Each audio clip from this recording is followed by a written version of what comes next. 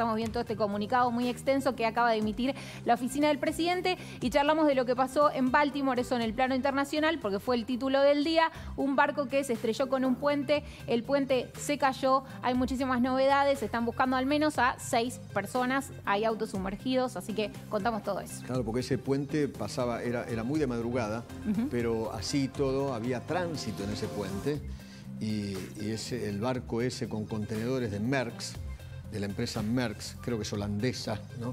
Sí. Se llevó por delante el puente, ¿no? Aparentemente hubo un fallo eléctrico, ¿no? Lo que se llama un blackout, ahora lo vamos a hablar, ¿no? Pero está en línea Armando Mendoza, está Armando Mendoza, él es nicaragüense, vive allí en Baltimore. Armando, ¿qué tal? ¿Cómo le va? Mucho gusto, Eduardo, ¿cómo has estado? Muchas gracias por esta intervención en tu gustado noticiero. Bueno, cuénteme, ¿cómo lo vivieron? ¿Dónde estaba usted? Yo me encuentro exactamente a una milla. Primeramente te quería mostrar que están las autoridades de la ciudad de Baltimore. Hay que recordar que esto se vive entre Baltimore City y Baltimore County. Esto ocurrió en Baltimore City, propiamente en el centro de la ciudad. Este acontecimiento se dio a la 1:30 de la madrugada y como bien estaba comentando, es un hecho donde hubo un fallo eléctrico en donde no pudo llegar la señal para poder elevarse el puente y fue que se dio pues las complicaciones. Los vecinos alrededor, estuve hablando con ellos previamente, ya tengo alrededor de 1 hora instalado en el sitio, aproximadamente 1 milla, no sé si pueden observarse, es algo complicado, pero exactamente estamos a 1 milla de los acontecimientos. Entonces muchas personas, bueno, fue 1:30 de la madrugada, pensaban que era el fin o el ocaso de todo porque estaban en pleno sueño. Y muchos de los vecinos se hallaron consternados con esta situación. Incluso llegaron a comentar, porque obviamente es un país suscitado con los hechos del 11 de septiembre y creyeron que era algo similar. Y en cuanto a las declaraciones que brindó alrededor de las 4 o 5 de la madrugada, el mayor Brandon Scott le certificó a nuestros colegas que no era nada que ver con acontecimientos terroristas. Claro, no fue un acto terrorista, sino simplemente un barco que se llevó puesto el puente. Ahora, la información en Baltimore indica que el fallo eléctrico fue en el puente. Así es, estimado Eduardo. Entonces, por eso es que no pudo elevarse el puente y un ship, bueno, era un portacontenedores, lo traslado a nuestro idioma, no tenía mucho de haber salido y entonces fue el impacto con el puente. Francis Scott, bueno, valga la redundancia, que tiene el mismo apellido del mayor o el gobernador de Baltimore, de la ciudad de Baltimore, que es el señor Brandon Scott. Claro. Armando, muchísimas gracias. Le mando un abrazo muy grande. Gracias por atenderme. No, muchísimas gracias a ustedes y que tengan un buen día en lo que resta. Abrazo muy, muy grande. Gracias. Hay un muerto ya, confirmado. Ya hay un muerto confirmado. Sí. Y en realidad... Ahí en Baltimore vive nuestro común amigo Cingolani, el doctor Cingolani. Ahí está la John Hopkins, donde hemos hablado con Oscar, que es uno de los jefes de la unidad coronaria. Les quiero contar que ese puerto, solo como detalle, porque conozco el lugar, ese puerto es digamos, tiene el tráfico de contenedores más grandes de la industria mecánica, de la industria automotor.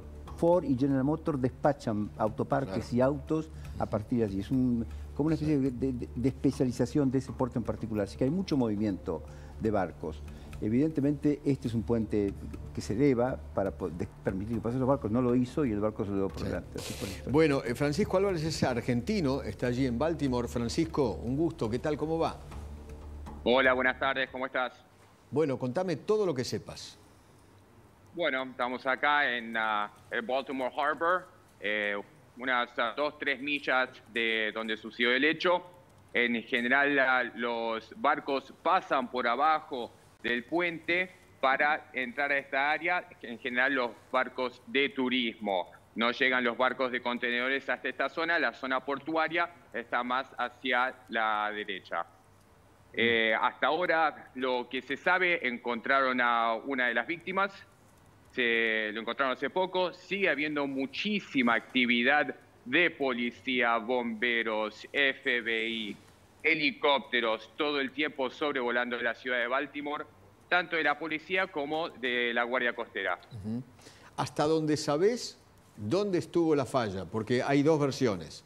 La falla estuvo en el puente que no se eleva y la otra versión es la falla la tuvo el barco. Se habla mucho de un blackout, del barco que se quedó básicamente sin energía en un momento y cuando quiso doblar se llevó el puente por delante.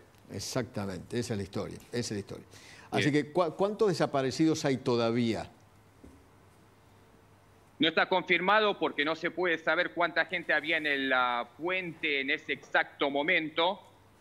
Sí se sabe de la gente que estaba trabajando, que era gente del gobierno, que los siguen buscando los buzos por debajo del agua. Hoy es un día bastante frío aquí en Baltimore.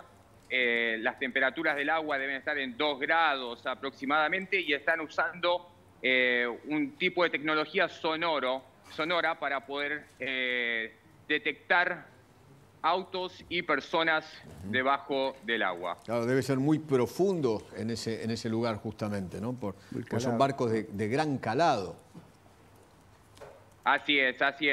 Aproximadamente unos 50 a 65 pies por debajo del puente. Querido, gracias, Francisco, un abrazo muy grande. No, muchísimas gracias a vos. Gracias. Está Fernando Morales también, que es perito naval. Fernando, ¿qué tal? ¿Cómo va? Buenas tardes. Hola, Eduardo, equipo, ¿cómo están? Una alegría estar con ustedes. Un abrazo enorme. Bueno, hablemos del barco. Ahí recién hablábamos con Francisco y es una información que vos tenías desde muy temprano y me la comentaste, el famoso blackout del barco. Claro. ¿Nos podés explicar? Sí, yo no sé dónde ven que el puente ese se eleve, la verdad. Yo tampoco, el tema acá, es el barco está centrado, la falla está centrado en el barco. Ahí nosotros vemos, bueno, ahí ese blackout es post facto, digamos. Ya había colisionado. Pero si ustedes miran antes, yo les mandé un video a la producción, el barco viene navegando, se apaga, se ve que las luces de navegación y todas las luces exteriores se apagan. Este video. A ver, vamos a ver, porque hay muchos iguales. Sí. Bueno, en ese video, a ver si a lo mejor... Sí, creo que puede ser ese. Ahí está. Ustedes fíjense que ahí se apagó el barco, ¿ven? Ahí está todo apagado. ¿Eso qué implica? Ese barco en ese momento se queda sin timón, sin máquinas, comunicaciones puede tener porque tienen toda batería. Ahí no vuelve a encender el personal de máquinas. Van a ver una bocanada de humo que está marcada también. Una bocanada de humo muy grande. Ahí, en ese momento. Ahí está. Eso es la marcha atrás violenta que el capitán debe haber pedido en su desesperación. Okay. Y el barco se vuelve a apagar y obviamente queda sin maniobra y le pega a la columna del puente. Hoy se han dicho algunas cosas como que el capitán no podía ver porque los contenedores lo tapaban. Bueno, evidentemente los barcos se diseñan para que el capitán pueda ver para adelante. Claro, ¿no? obviamente. Y para adelante y para atrás. El puente tiene, si sale al alerón, obviamente tiene que tener clara la vista de 360 grados. Cuando vos ves esto, que este es un tema, ¿ves? En esto radica parte de la pericia naval. Ver este video, ¿qué te implica? Bueno, en Movida ya sabemos que el práctico no estaba borracho, que no estaba mirando para otro lado. En Movida, el pobre señor que iba al cargo de la maniobra de este barco se quedó sin propulsión. Ahora habrá que ver por qué falló la propulsión. ¿Esto exonera al capitán? Todavía no podemos decir eso. ¿Por qué? Vamos a suponer que el jefe de máquinas, el barco estaba saliendo de Baltimore, lo había navegado muy poco. Claro. Que hubiera un problema en máquinas y que por alguna presión o empresaria. Vamos a suponer, esto es para mostrar que esto no es definitivo, no es concluyente. En principio sabemos, un blackout, 2 blackouts, se llama doble blackout, fue uno atrás del otro, entonces el barco se queda sin gobierno. Ahora, tal vez el jefe de máquinas le haya dicho al capitán en su momento, mire, capitán, tenemos un problema con un generador, recomiendo no salir, y le hayan ordenado salir igual. Ponele. Eso revierte la responsabilidad y lo hace responsable al capitán. Puede ser que no, que sea una causa fortuita. Siempre en la pericia naval, como en cualquier pericia, tenés 3 elementos. Causa fortuita, falla del material o falla humana. Claro. O una combinación de ambas. Acá puede ser que sea una falla... El hecho de que se haya vuelto a apagar hace ver que el problema es más grave, porque a veces a vos te puede pasar que vas navegando con 2 generadores y tendrías que haber ido con 3. Por una carga inesperada, un generador sale de servicio por sobrecarga, el otro sale de servicio porque se queda solito y se te apaga todo el barco y tenés este problema. También y esto le vamos a agradecer a un práctico. Vos sabés que yo soy perito en máquinas. Acá va a haber dos pericias, una en máquinas y una en navegación.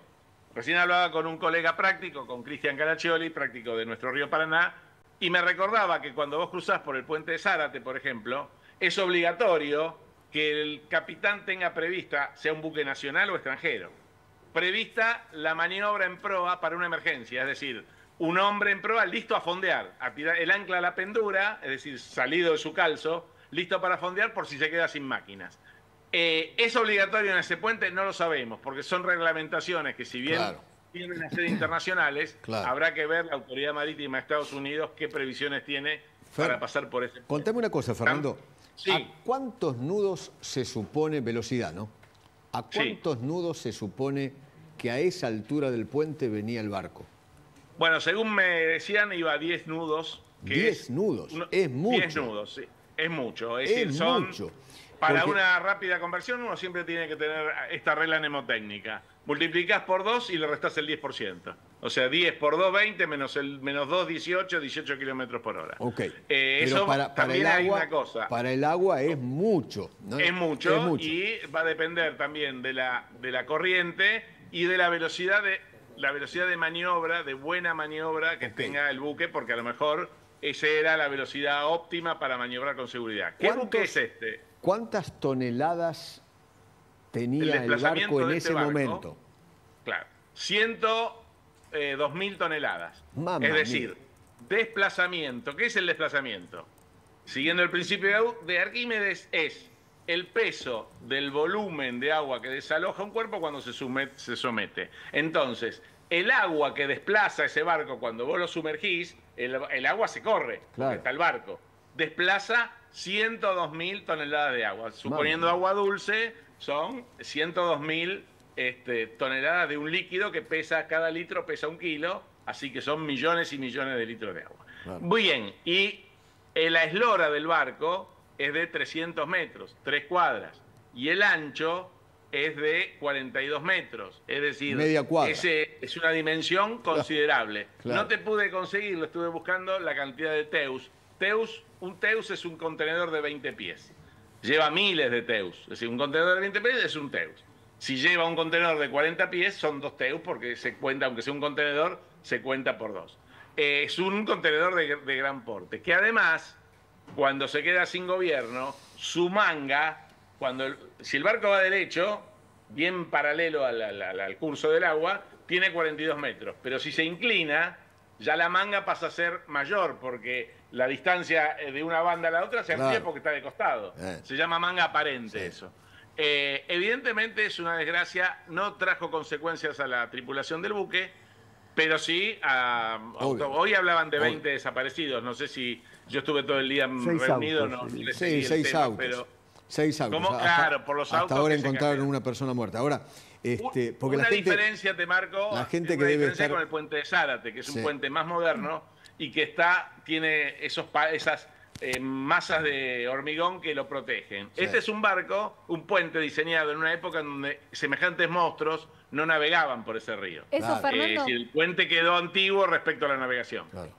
No, me acordaba justamente que hace poquito un barco tuvo problemas. Acá chocó. Hace poquito, cuando aparecía esta noticia esta mañana, nos acordábamos de lo que pasó en el verano y llamaba la atención que no había pasado tanto en el caso local. Porque vos fíjate, mira, vos ves ahí que las columnas están prácticamente expuestas. El barco choca de lleno con la columna metálica, la estructura metálica. En el puerto de Zárate, la estructura metálica no se tocó. El barco colisiona con un enorme muerto de cemento, se abre un rumbo en su casco, el barco no se hunde porque esa parte del barco, después de esa parte donde choca, está lo que se llama el mamparo de proa, que es un mamparo resistente que impide que cualquier cosa que el barco se lleve por delante con la proa no haga que se hunda, porque queda finalmente, se llena de agua un espacio del barco que no incide en su estabilidad, por así decirlo. La gente en su casa debe estar diciendo, pero ¿cómo puede ser? El capitán no lo frenó.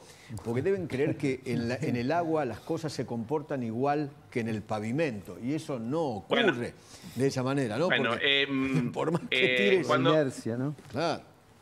Vos sabés que cuando pasan estas cosas, y sobre todo, vamos a hablar a nivel local, sacando la autoridad marítima, que es la prefectura y obviamente son todos profesionales, cuando vos hablas de un tema como fue lo del puente de Zárate, con autoridades terrestres, por así decirlo, políticas o técnicas, pero no relacionadas con el agua, te sentís con algunos planteos como decir, pero ¿cómo no frena? Y no frena porque no hay freno de mano. La única manera de frenar que vos tenés es la marcha atrás. Y si el barco se quedó sin máquina, no hay ni marcha atrás ni marcha adelante, obviamente. Claro, obviamente. Lamentablemente esto pasa a la hora de tomar decisiones. Además, vos venís en una velocidad con un tonelaje monumental, que no es... La inercia apretás el freno y la cosa para así automáticamente. No funciona claro, de esa es decir, vos aunque el capitán hubiera querido fondear, esto le pasa en un momento en donde está tan cerca del puente que aunque hubiera podido tirar la cadena del ancla, la distancia de frenado para frenar esa inercia es mucho mayor. Se quedó sin tiempo, le pasó lo peor en el momento y además peor. Tiene la mala suerte de justo estaba casi apuntando a la pata del, no sé cómo llamarlo, pero ponele la pata del puente, porque si hubiera estado más hacia la derecha, pasa por la mitad del puente, ¿no? Claro.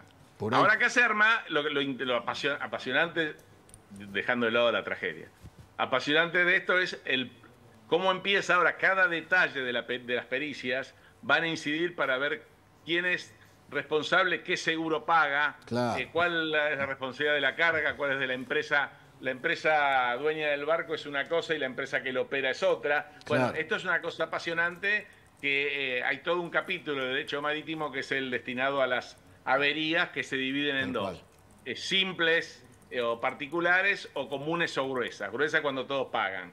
Y particulares son cuando uno de los intereses involucrados en la expedición marítima es el responsable. Pero este ya es un tema para liquidadores de averías. Fer, abrazo grande, ¿eh? Gracias siempre. Gracias, un gusto estar con ustedes. Que sigan muy bien.